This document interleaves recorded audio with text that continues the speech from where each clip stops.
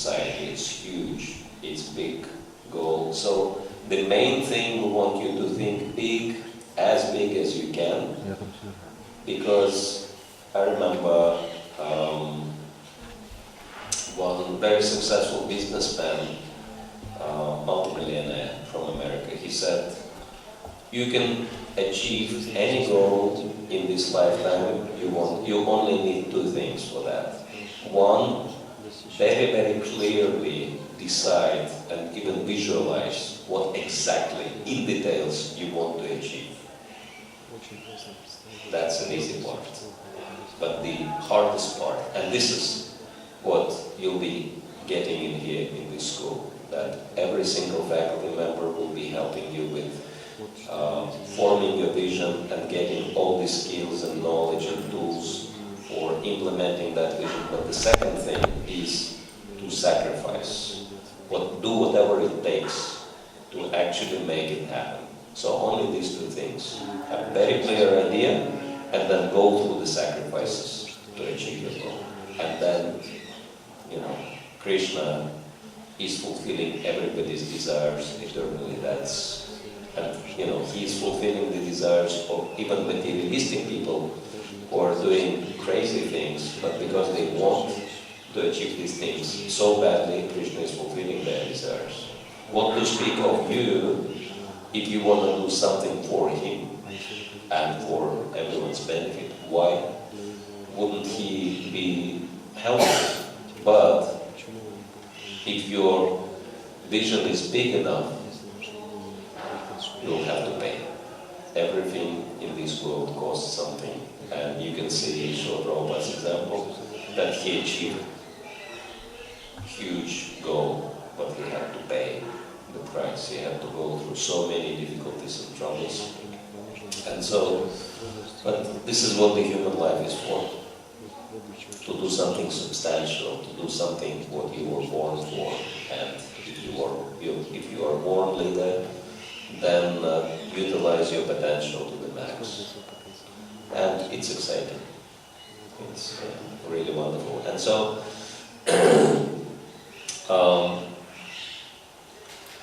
we'll be looking at alumni projects in here. And it's a very brief presentation. I'll have to apologize for the quality of the pictures, just downloaded from internet. So, Dinadayal Chaitanya Prabhu, former Bhakta Dennis for our alumni, he got initiated recently from Canada, from Toronto. That's him. And his project is Bright World Communities. So basically it is multi-faith, vegetarian, eco village. But the scale of the project is at the moment 1,000 homes. And the estimated cost of the project is about 1.5 billion American dollars. And it's a reality that he is conducting government programs in his location who are interested in that, and he knows that they want it. That's why he's pretty confident that he'll get the funding. Otherwise he has alternative sources of funding. And he put together quite a powerful team for his project, and he went for, he had bachelor's degree, but he went for a bachelor's in engineering, but he went for MBA, which is Master of Business Administration, because he realized to pull off something like that, it requires additional education and training. So he's going through the training and at the same time using his own faculty members to advise him on the project, and they're developing the project at the moment. So that's the Chaitanya. And this is the representation picture, of course. He said it will have to become something, it will have to be something futuristic for attracting the attention of the government, because like ordinary things, they're not gonna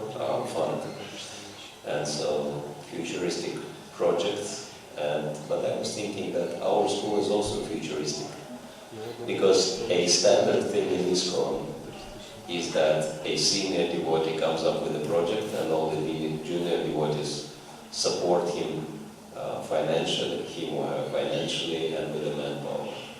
But our school is totally opposite. You come up with a project, we'll help you to develop it. You do whatever you want in Krishna, and we'll help you as much as we can, even financially. So our school is futuristic, and some of our projects are quite futuristic as well. 1,000 homes is a big scale, serious scale, with whole infrastructure involved. So Deva Madhava Prabhu from United States, and that's him. This is the picture I found on his Facebook. So he's actually running two projects which are closely related. One is Recovery Ashram in Ypsilanti, Michigan, and it is so interesting that once he, came up with a clear concept of what he wants to do, immediately upon the return he found a businessman who said he will give him the entire down payment for the building, and now they have this new building. This is the inside of the building, and vegetarians live in that building, very spiritual couple, and this building required zero renovation after the previous owners, so just take it or use it. Perfect location, just actually few blocks away from the existing Hare Krishna center in Ypsilanti, Talentia. And actually he has one more project at the moment, which they already started. And this is their website, Ananta. Wellness on Wheels, a mobile program to help people to manage stress, boost their IQ, improve relationships, using MAPS protocol. This is something he developed here. So it's very interesting development, mobile, spiritual recovery for people. So, and the website is pretty creative, and you can just look at the list of the clients: General Motors, Yoga Fest, School of Education, University of Michigan, Eastern Michigan University, ISKCON, and Ford Motors. So, then the model bring from Ypsilanti, Michigan.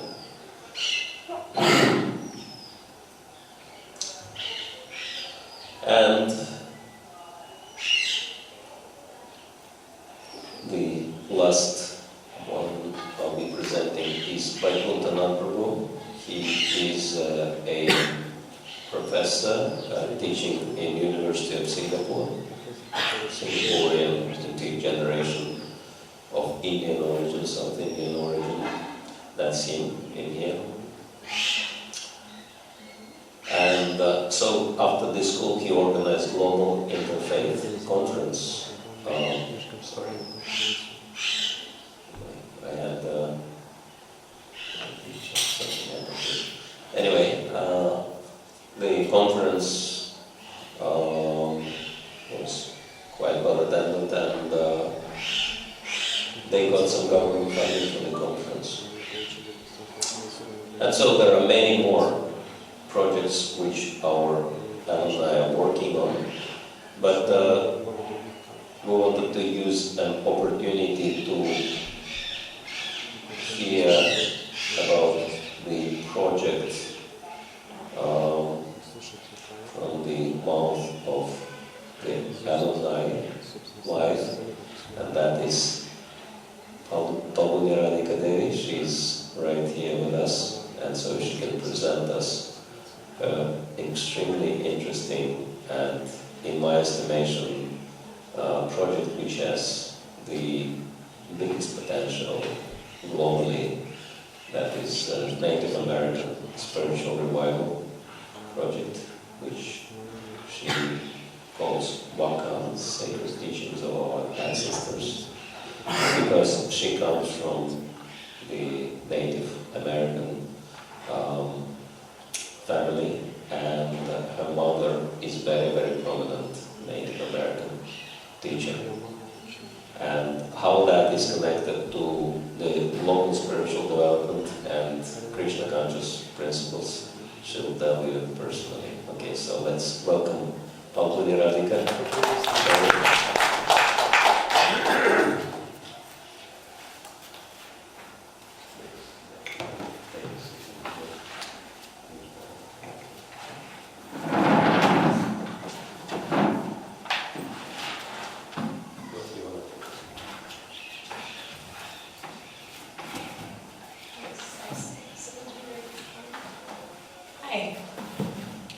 So, my family comes from a Native American background. My mother is from the Anishinaabe tribe, which is affiliated with the Ojibwe tribe, which is northern United States natives. And then my father is from the Blackfoot Nation, and so those were the warring tribes of the Midwest, known as the Bloods. So, growing up as a child, my culture and cultural background was all Native American teachings. And what I found within those teachings was that so much had been lost. And there was these major gaps that the elders weren't really able to fill in, which brought me to my coming into Krishna consciousness. Because I was looking for something more than, or something to fill in those gaps that were there within my native culture.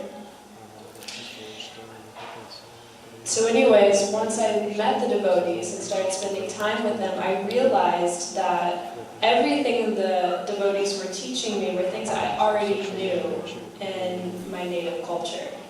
That we would get up early for Mangalarti, that we would always offer our food before we ate it, that we had this extreme sense of honor and respect for our elders. We had this understanding of chastity of women. We had this understanding of gender roles.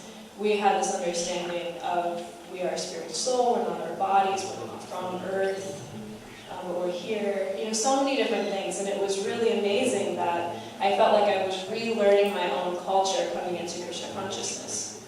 And I felt like what a beautiful thing if I would be able to share this with other people, these universal principles of Krishna consciousness in a way that people can relate to and understand.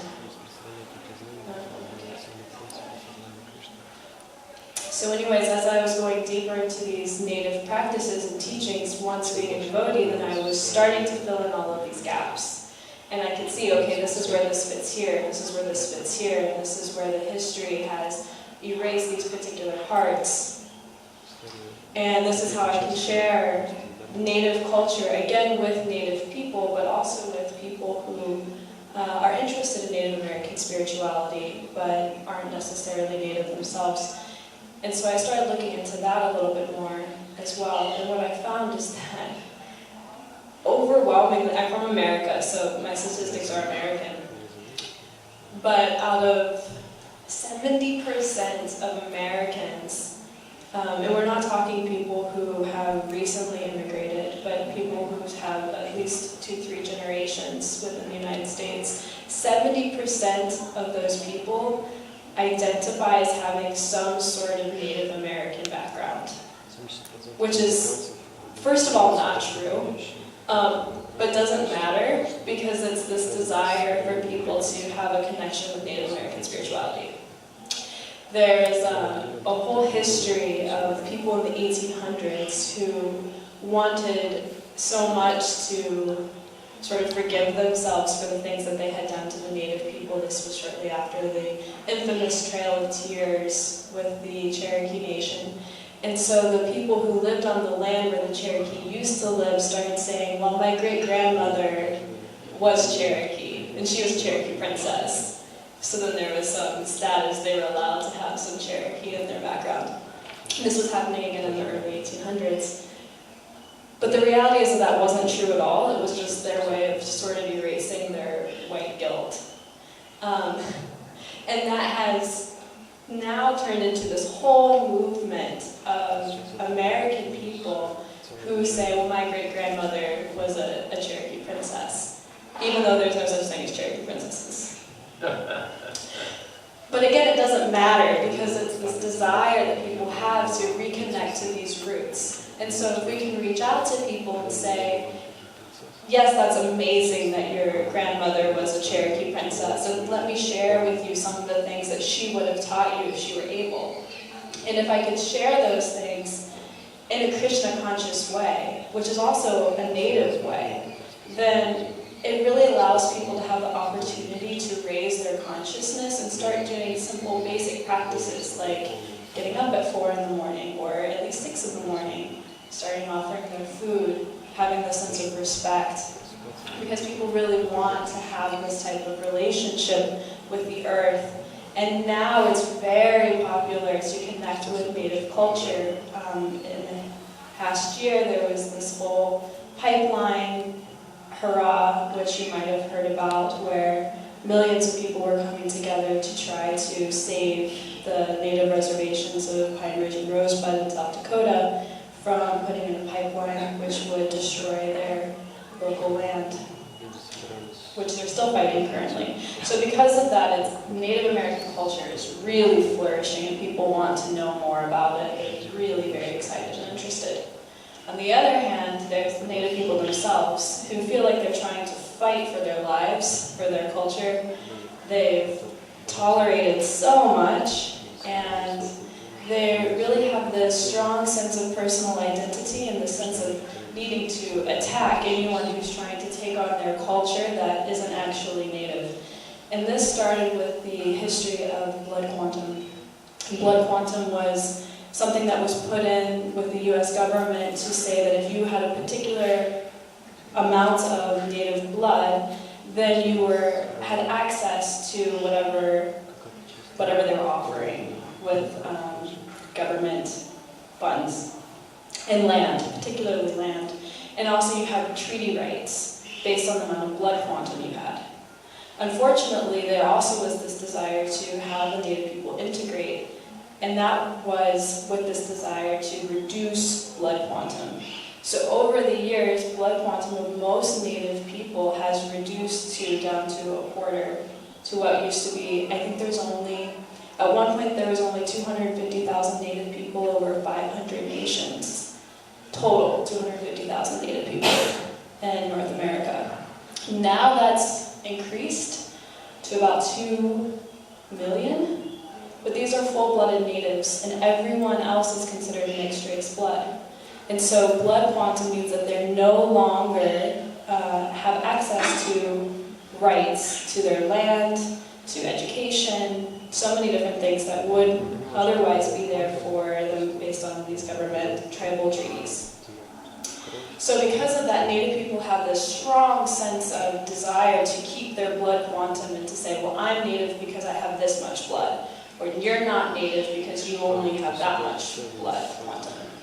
And now that we have DNA tests, which don't actually prove that you're Native or not, and there's the whole thing about that, which I won't get into, but now people are taking DNA tests to prove whether or not they're Native and whether they fit within these tribal affiliations, and it's a huge mess. Simultaneously, those who do live on the reservations, they've lost their culture, they've lost their teachings, their traditions, their history. Most of them are alcoholic. One person in every family is alcoholic, and almost everyone comes from a culture of domestic violence and abuse. I think 75 to 80% of the residents there have pregnancy outside of marriage by the age of 18. Most of these people are diabetic. Most of these people don't have access to running water. They don't have access to electricity. They don't have doors on their homes. It's the worst kind of slums that you can imagine in North America. And on top of that, reservations in terms of legal documentation are considered prisoner of war camps still today. So they're not actually anything more than prisoner of war camps for Native people in terms of legal documentation. So the Native people are in a huge mess of who is Native, who's not Native. If you were Native, then you probably have the worst sort of situation possible that you're living in, and you're technically considered a prisoner of war to the government, which means you have practically no legal rights whatsoever to anything.